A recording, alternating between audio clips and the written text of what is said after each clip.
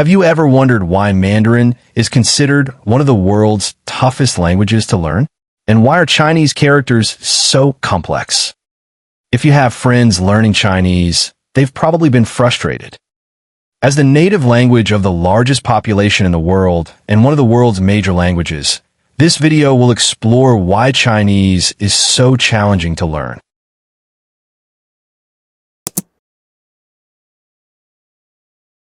Chinese characters originated in ancient times. Back then, people relied on oral communication and simple drawings to document life and share information. As society evolved, ancestors found that using pictures was a more straightforward and convenient way to express ideas. So, they began drawing pictures of animals, plants, and people on cave walls and rocks. These early drawings were the origin of Chinese characters. Over time, these ancient symbols became more formal and standardized, developing into an early form of writing called Oracle bone script. In 1899, archaeologists discovered turtle shells and animal bones inscribed with ancient Chinese characters in Anyang, Hunan.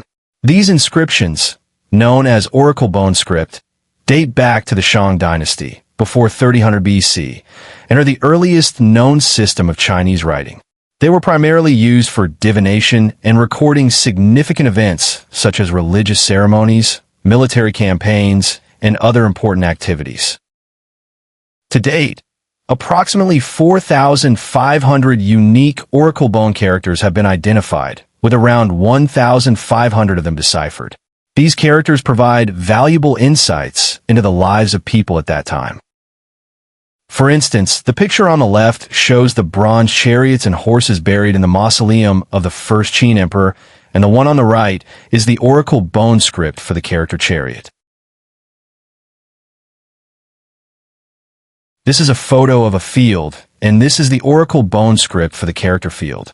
So you can see that Oracle bone script is a simplified graphic symbol, and Chinese characters originated from such pictographic characters developed based on their appearance. Over 2,000 years ago, when the Qin dynasty unified China, they found the existing Oracle bone script and other local scripts too chaotic for effective communication. To address this, they standardized the writing system by introducing seal script as the national standard. This helped strengthen central authority and promote cultural and political unity. Seal script simplified and standardized the characters while preserving their essential features, making them more practical for daily use. It also incorporated the writing styles and aesthetic preferences of the time, laying the foundation for Chinese calligraphy and inspiring future generations of calligraphers.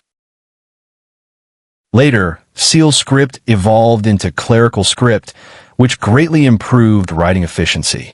Further simplification of clerical script led to regular script, the standard Chinese script we use today. Regular script, known for its clarity and ease of writing, has remained unchanged for over 1,000 years. This stability allows modern Chinese people to easily read classical texts from the Tang and Song dynasties. That's the basic evolution of Chinese characters. While many find them abstract or symbolic, they actually originated from and were shaped by these early symbols.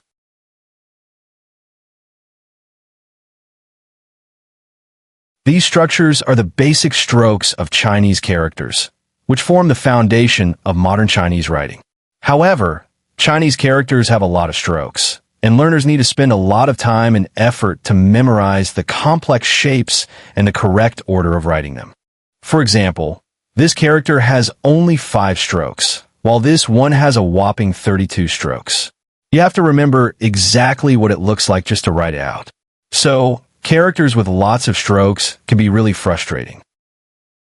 As you see, these strokes have a specific order for writing.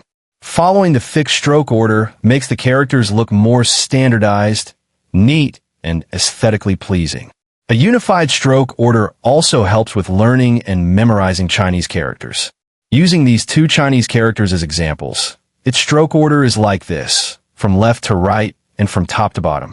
This follows the natural movement of writing with your right hand. Besides the stroke order, Each Chinese character also has a writing structure, kind of like a precise architectural design. Within a certain space, there are differences in proportions. Language learners often write the left-right structure as if the two parts are completely separated. Some learners, when practicing the character forest, write the two with like two giants standing side by side, with a gap so wide that another character could fit in between. But writing it that way is wrong. You need to squeeze the first word a bit flatter. Like this. Of course, there are other writing rules, but let's skip the details. Meanwhile, English and French keep things simple, just 26 Latin letters. No stroke order, no balancing acts. Just line them up and you're good to go. I bet many learners have sweated over stroke order and spacing, trying hard to get every line just right. But here's the twist. Even if you mess up the stroke order and the parts look loose or crooked, Chinese friends can usually still guess what you mean, as long as the overall shape is close enough. So you start to wonder, I've spent hours drilling this. Is it even worth it? Even if you memorize the stroke order and structure of a tricky character, pick up the pen a few days later. Mine goes totally blank. You have to start from scratch again. It's brutal.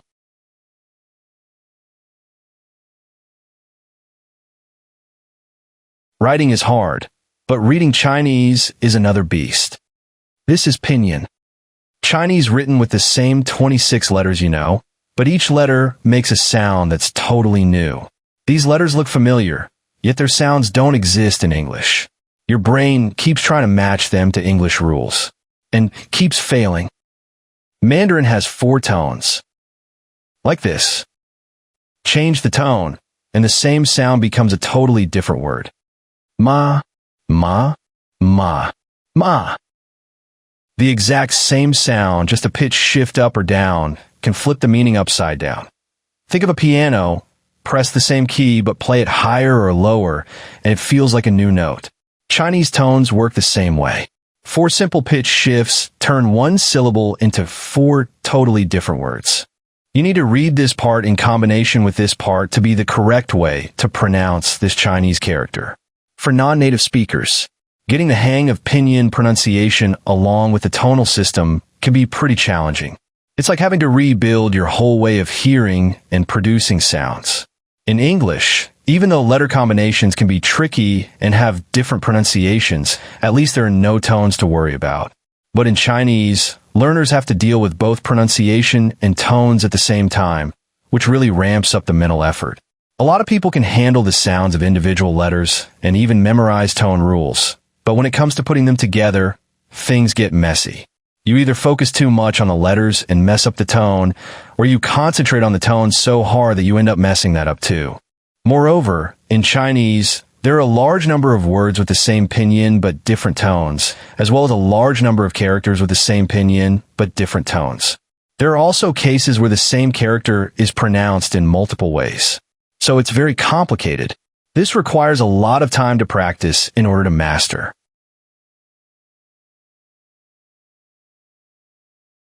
There are a large number of similar-looking characters in Chinese characters, just like twins in the world of characters. For example, can you spot any differences among these 3 characters? Yes, that's just a tiny difference between them. The degree of opening from fully open to half closed and then to fully closed is just a slight difference, but it is completely not the same meaning. Not only do they look similar, in Chinese, a single character often has multiple meanings, just like having multiple avatars, and can carry completely different meanings in different contexts. Take this character as an example. It corresponds respectively to the meanings of obtain, ride, play ball games, weave. In these words, which is dazzling. One character, many meanings. Chinese packs this folding power into just 3,000 common symbols, covering over 60,000 modern words. It's a brilliant time-tested shortcut, but it also creates both punchy expressions and sneaky traps. This is just a single character, and in Chinese, 2 different characters can be combined to form words with different meanings. For learners, it's like a puzzle game that breaks the routine. Some words cannot be simply understood from the surface. The two characters, what if, are in Chinese for numbers, means 10,000 and number 1, but when combined, they do not represent numbers but mean if. This character represents the east direction. This character represents the west direction. When combined together, they represent items. It has nothing to do with location. These special combinations are quite different from a straightforward word formation logic in native English. It's like holding the wrong jigsaw puzzle paper and never being able to piece together the correct pattern. There's another special category among Chinese words and characters, and that is idioms. Most idioms consist of 4 characters. They often condense complex historical allusions, cultural phenomena, or philosophies to a high degree. It is difficult to discern their true meanings just from the surface, as if facing a mysterious code, leaving people confused, such as waiting by a stump for a rabbit and adding feet to a snake, etc. Behind every idiom lies a historical story. If one does not understand the story, it is impossible to grasp the profound meaning expressed by the idiom. Foreign learners find it difficult to break through this deep cultural barrier due to their lack of systematic understanding of Chinese culture. Although one may understand the surface meaning of idioms through translation, it is impossible to appreciate the emotional tendencies, value judgments, and cultural psychology they contain. In use, they often appear out of place due to cultural misalignment. The study of such cultural connotations not only requires language knowledge, but also an overall perception of Chinese culture. For foreign learners, this is equivalent to mastering a complete cultural cognitive system while learning the language. Moreover, with the development of the internet, many idioms or Chinese words have become internet buzzwords, and some even have nothing to do with their original meanings. Communicating with them is even more troublesome. If you have ever communicated with Chinese friends, you should have a deep understanding of this. Therefore, this has further increased the difficulty for Chinese language learners to learn. From ancient oracle bone script to modern Chinese characters have undergone a long and fascinating evolution process. Of course, the process of learning, it has also been a torment for countless Chinese learners. In this video, I have only roughly introduced some rules of the Chinese language. In fact, the actual application is a bit more complicated. Its difficulty lies not only in the huge quantity. What's more, the logic of semantic generation, the depth of cultural accumulation, and the precision of context adaptation, all of which are quite different from other language systems.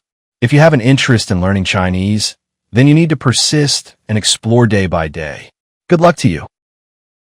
That's all for this video. If you like me in this video, you can subscribe to my channel. See you in the next video.